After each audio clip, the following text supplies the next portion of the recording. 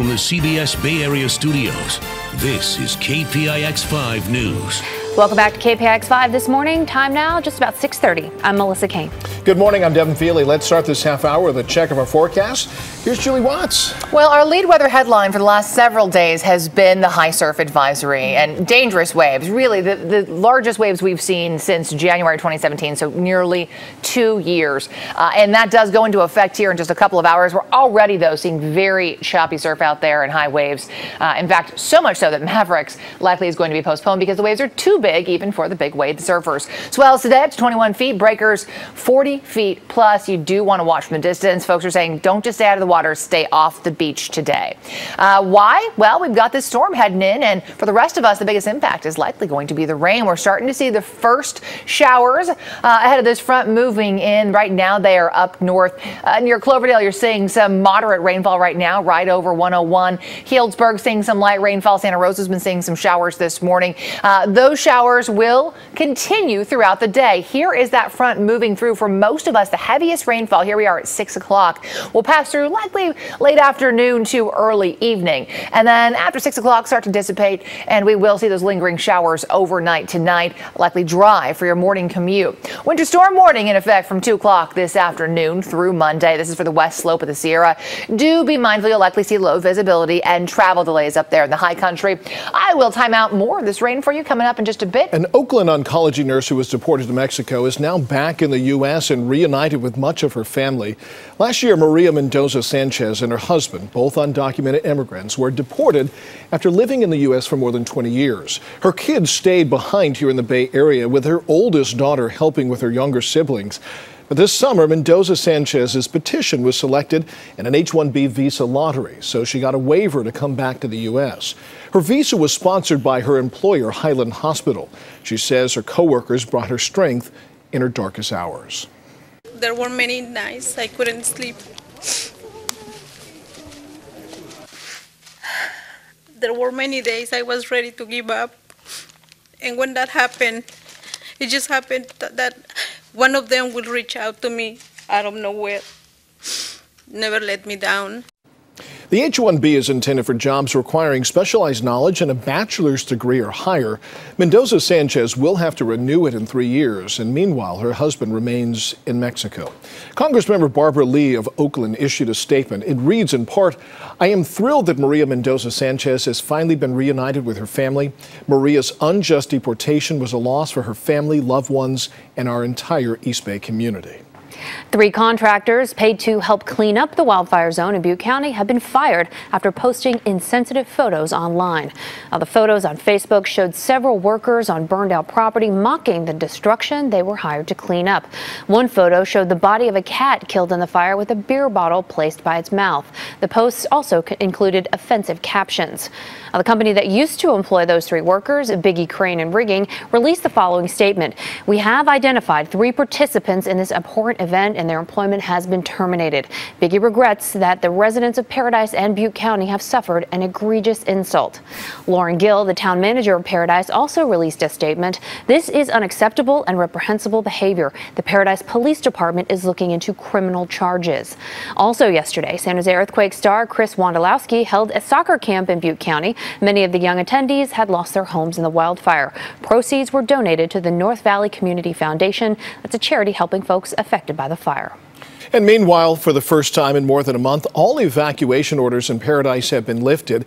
People returned to what's left of their homes yesterday after the Camp Fire tore through that community. And for many, it was an emotional homecoming. Hard to believe that your most expensive things mean so little at this time. My things here were very cheap, but now become the most meaningful things I have.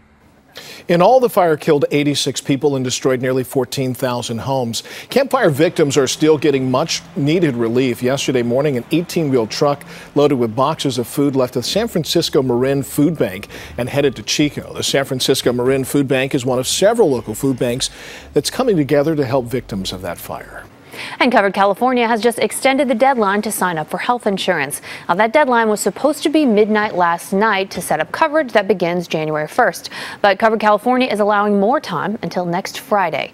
Officials say they acted out of concern that potential enrollees may be confused after a court ruling on Friday. A federal judge in Texas declared the Affordable Care Act, also known as Obamacare, unconstitutional. Last year, Congress repealed the tax penalty for people who don't buy insurance. So, according to the judge, the entire law is invalid. But attorneys in California and other states are appealing the decision.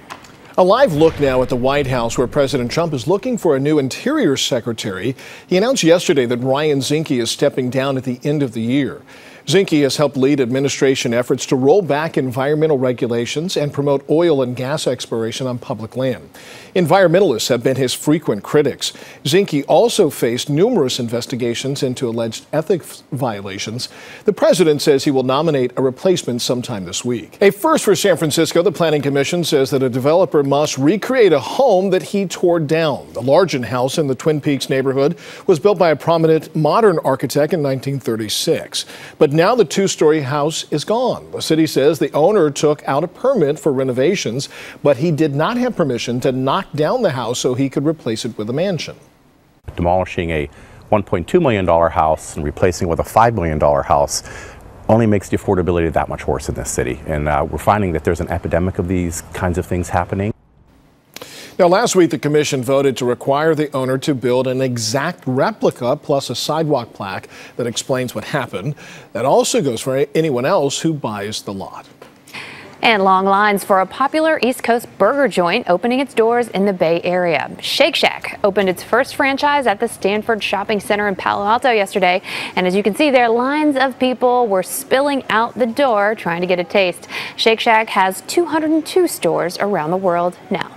A water main break that shut down by a busy road in Union City is fixed. A 14-inch pipe ruptured on Thursday, blocking Union City Boulevard. Water District crews worked around the clock and got the repairs finished, but the cause of the break is still under investigation.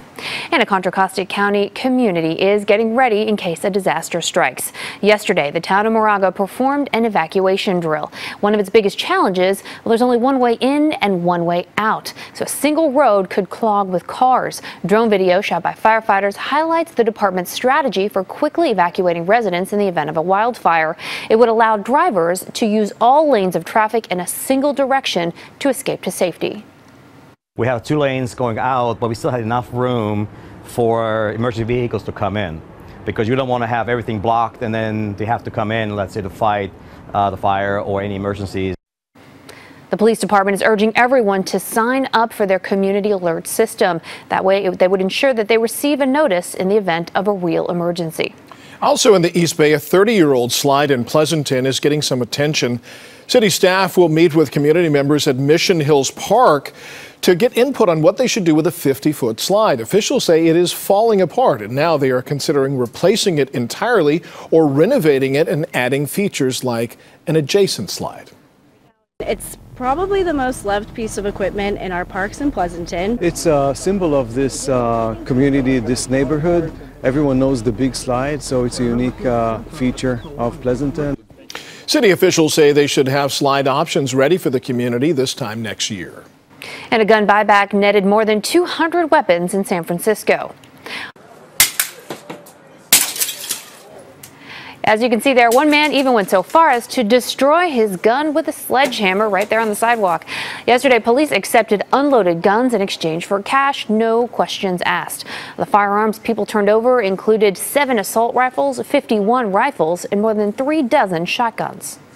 The weapons that I had, unfortunately, were my brother's, and he passed away, and I didn't know what to do with them. Like, I didn't want to throw them in the garbage, so I said, well, I'll keep them and I'll figure out what I can do. And then I heard about this on the news, and I'm like, perfect. This is a perfect way to get rid of them safely. A community organization called United Players helped organize the buyback at its headquarters south of Market. The city of Stockton is embarking on an unusual program giving away money to some of its residents. A city program called the Stockton Economic Empowerment Demonstration is sending letters to people who may be eligible to get $500 a month. A team of independent researchers will pick 100 people to receive that money. The purpose is to study how the extra money affects people's health, stress, and financial security levels. Around this country, but especially in communities like Stockton, people are working incredibly hard and falling further and further behind. People who receive a letter from the program will have to fill out a consent form online. The 100 people selected will be notified by mid-January and should start getting that money soon after that.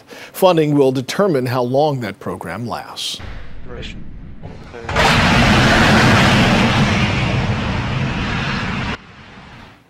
New video this morning out of New Zealand where NASA and its partner Rocket Lab successfully launched this rocket into space. The goal of the Alana 19 mission was to install 13 small research satellites into Earth's orbit to collect data on anything from radiation around the Earth to technology development for future deep space missions. Archeologists in Egypt have unearthed a 4,400-year-old tomb, and it's in near-perfect condition. The tomb was found in a buried ridge south of Cairo, untouched and unlooted. It was decorated with hieroglyphs and statues of pharaohs dating back to the 5th dynasty of the Old Kingdom of Egypt. The excavation of the tomb and the rooms surrounding it will continue today. The entire ridge will be excavated in January. Downtown San Jose, always festive this time of year, but it's going to be especially so today.